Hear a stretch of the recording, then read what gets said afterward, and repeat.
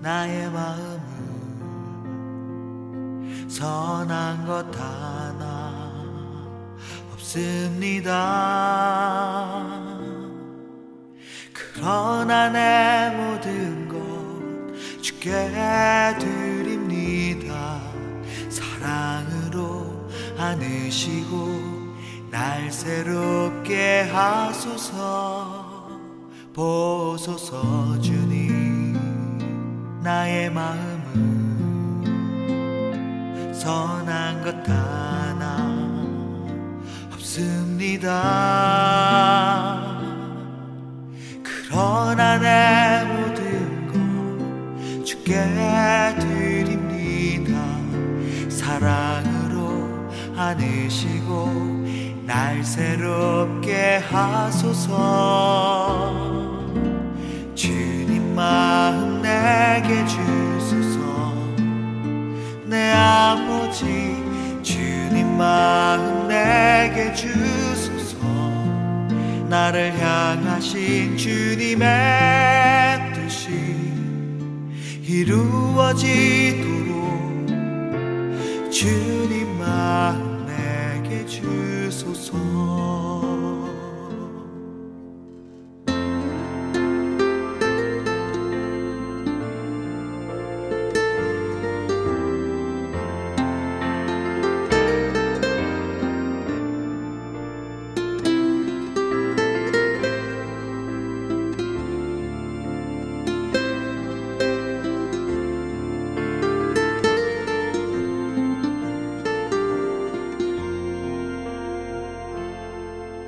내게 사랑을 가르치소서. 당신의 마음으로 용서하게 하소서. 주의 성령 내게 채우사 주의 길 가게 하소서. 주님 당신 마음 주소서. 마음 내게 주소서.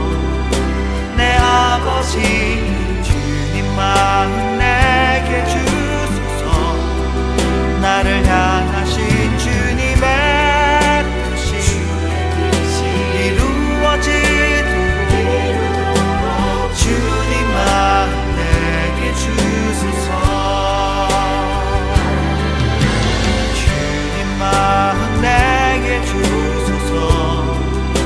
내 아버지 주님 마음 내게 주소서.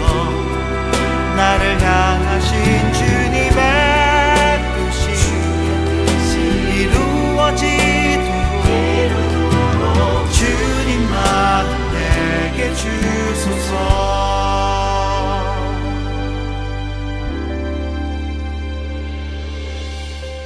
주님 마음 내게 주소서. 내 아버지 주님 마음 내게 주소서.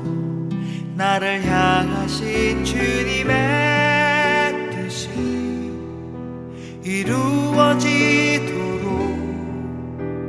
주님 마음 내게 주소서.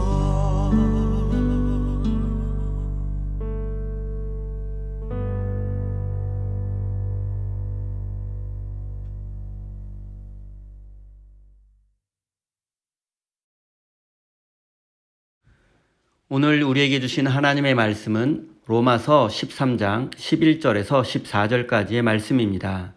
다 같이 화면을 보시면서 함께 읽겠습니다. 여러분은 지금이 어느 때인지 압니다.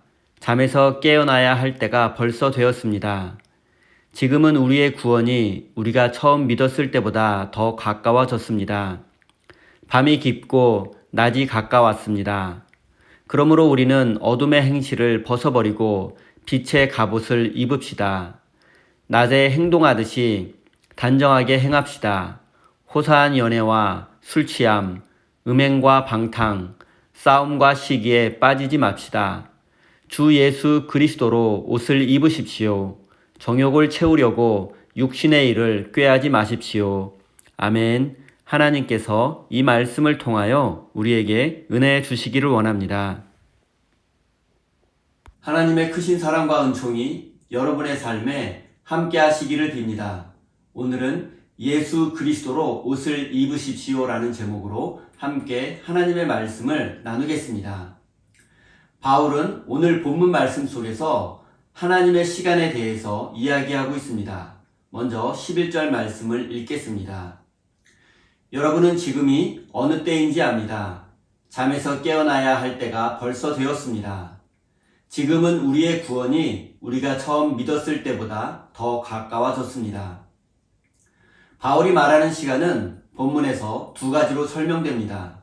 하나는 자다가 깰 때이고 다른 하나는 구원이 처음 믿을 때보다 가까워져 온 때입니다. 이런 말은 듣기에 따라서 불편하게 들릴 수도 있습니다. 어떤 특정한 때에 세상의 종말이 오니 자기들 교회에 나와서 구원을 받으라고 선동하는 사이비 집단의 주장처럼 들릴 수도 있기 때문입니다. 로마서가 2000년 전에 기록되었는데 아직 그 때가 오지 않은 걸 보면 바울이 뭔가 착각하고 있다고 생각할 수도 있습니다.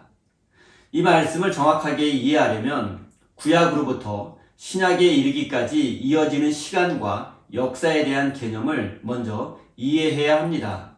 바울이 여기서 언급하는 시간은 헬라어로 카이로스입니다. 이것은 하나님의 시간, 하나님에 의해서만 가능한 구원의 시간을 의미합니다. 성서는 시간을 단순히 사람들이 계산하는 연대기로만 생각하지 않고 하나님이 자신을 드러내는 사건으로 생각하고 있습니다.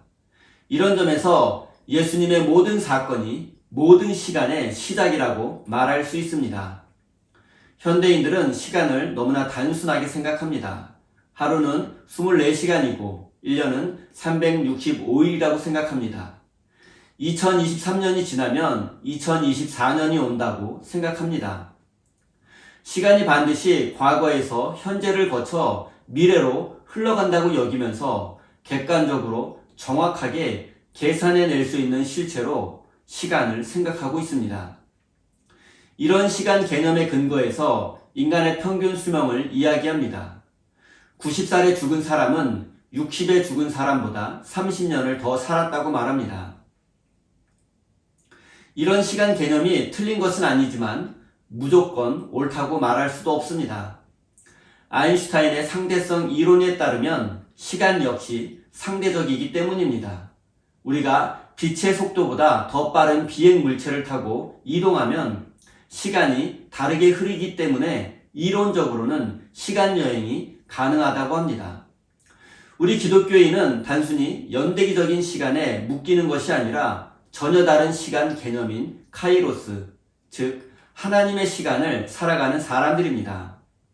이것은 깊은 신학이나 고도의 물리학 또는 철학 공부를 통해서만 알 수 있는 것이 아니라 삶을 조금만 진지하게 바라보면 깨달을 수 있습니다.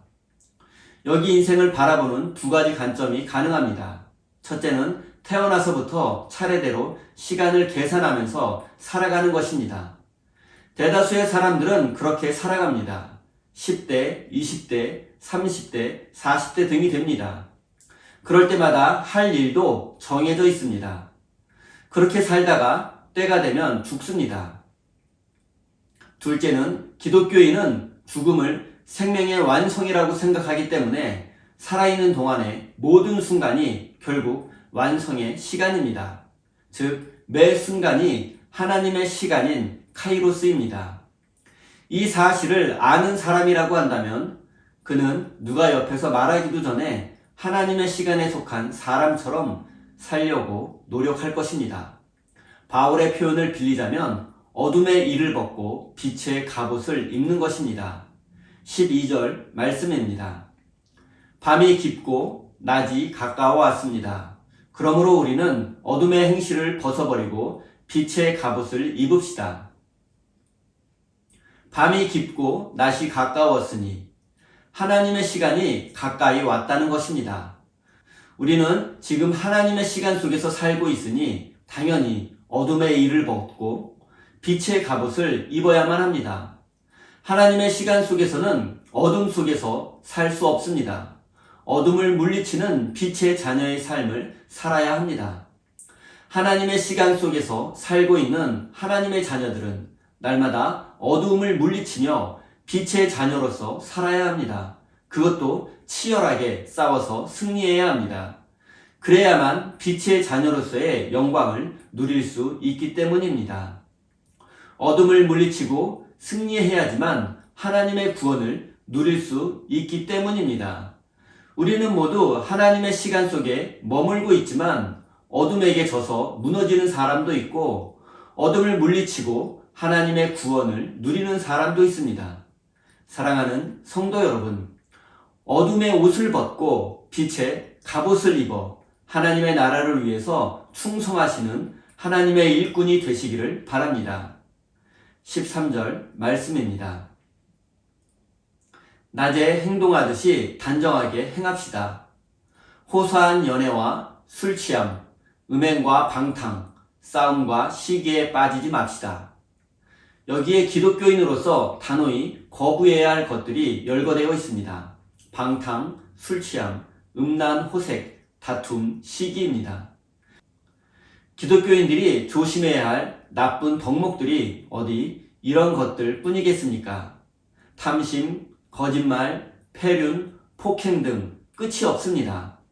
바울은 기독교인이 지켜야 할 윤리적 지침을 열거하는 것이 아닙니다. 이 목록은 하나의 예일 뿐입니다. 중요한 것은 이런 악한 행위들의 뿌리가 되는 것을 배격하는 것입니다. 그런데 그것이 과연 무엇일까요? 14절 말씀입니다. 주 예수 그리스도로 옷을 입으십시오. 정욕을 채우려고 육신의 일을 꾀하지 마십시오. 앞에서 열거된 악한 행동들이 바로 육신의 일을 도모하는 것이라는 뜻입니다. 본문이 말하는 육체의 정욕은 이성에 대한 성적인 욕망만을 가리키는 것이 아닙니다. 육신이라는 단어는 헬라어로 사르크스이고 정욕은 에피수미아스입니다.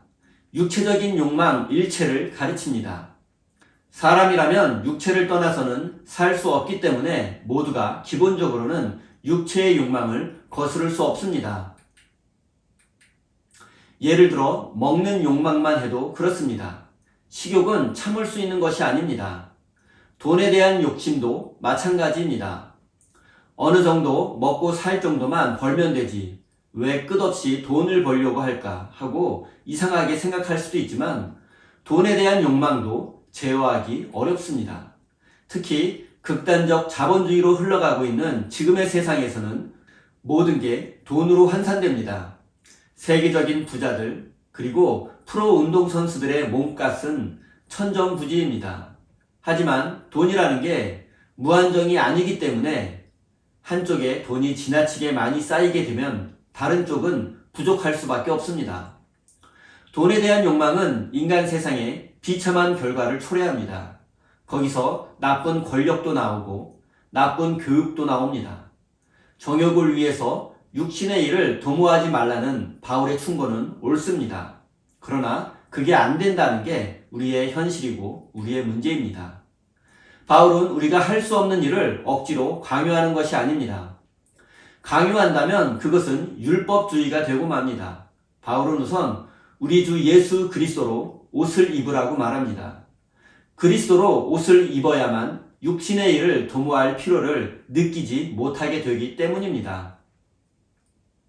예수 그리스도로 옷 입는다는 말은 하나님의 뜻과 섭리에 자신을 온전히 내어 맡긴다는 뜻입니다. 그런 사람은 자기에 대한 갈망, 욕망이 줄어들게 됩니다. 자기에 대해 신경을 쓰지 않게 되고 자기 중심의 모든 생각들로부터 벗어날 수 있습니다. 그때에서야 이웃에게 악을 행하지 않는다는 게 무엇인지 깨달을 수 있습니다. 사랑하는 성도 여러분, 예수 그리스도로 옷 입고 육체의 일을 내어버리고 신실한 하나님의 일꾼으로서 충성된 믿음의 삶을 살아가시기 바랍니다. 우리가 또 한 가지 기억해야 할 사실이 있습니다. 그것은 우리가 그리스도로 옷을 입어도 몸은 그대로 자기 육신이라는 사실입니다. 우리의 육신은 옷을 갈아입어도 끊임없이 욕망을 추구합니다. 그렇기 때문에 우리는 매일 새롭게 옷을 갈아입듯이 예수라는 옷을 매일 갈아입어야만 합니다. 그런 과정이 믿음의 삶이고 하나님 앞으로 나아가는 과정입니다. 예배와 성경 공부와 기도를 통해서 하나님 앞에 나아갈 수 있습니다. 날마다 자기를 부인하는 영적인 훈련도 필요합니다. 그래서 바울은 예수 부활에 대해서 변증하면서 나는 매일 죽노라 라고 말했습니다. 매일 예수 그리스도로 옷 입는다는 뜻입니다. 이런 영적인 훈련의 과정이 없으면 아무리 대단한 사람일지라도 육신의 욕망에 쉽게 떨어질 수밖에 없습니다. 사랑하는 성도 여러분, 우리는 예수 그리스도를 통한 구원의 감격과 육신의 욕망 사이에 날마다 끼어 있습니다. 여기서 사뿐히 벗어날 방법은 따로 존재하지 않습니다.